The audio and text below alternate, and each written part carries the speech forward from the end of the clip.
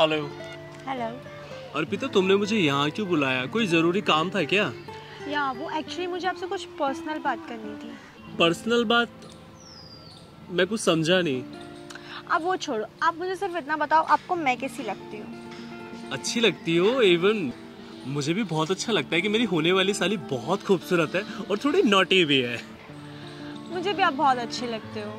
वो एक्चुअली जब आप फर्स्ट टाइम आए थे दीदी से मिलने, आप मुझे तभी पसंद आ गए थे। तो बस मैं इतना चाहती हूँ कि आप मुझसे शादी कर लो और दीदी से रिश्ता तोड़ दो।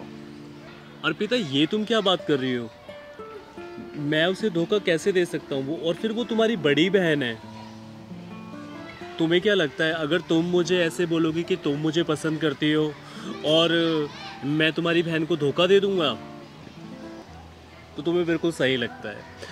सच बताऊं तो जब मैं तुम्हारे घर पर आया था ना, तो मुझे लगा कि मेरी शादी तुमसे होने वाली है। मुझे बिल्कुल नहीं पता था कि तुम्हारी बहन से मेरा रिश्ता होने वाला है।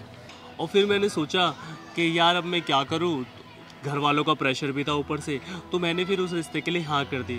लेकिन मेरे दिमाग में ये भी था कि इससे शादी करने के बाद में तुम मेरी साली बन जाओगी, और फिर साली तो आधी घर वाली होती है, फिर हम बाद में दोनों अफेयर कर लेंगे। मैंने ये सोचा था।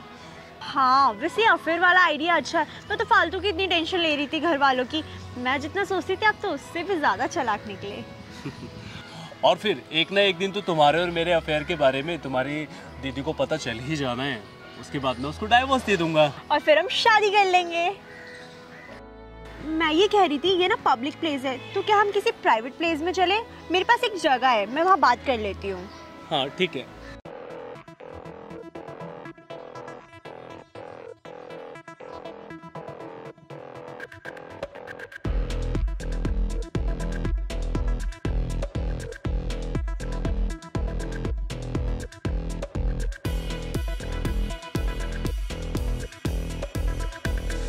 मैंने बात कर लिया, चले?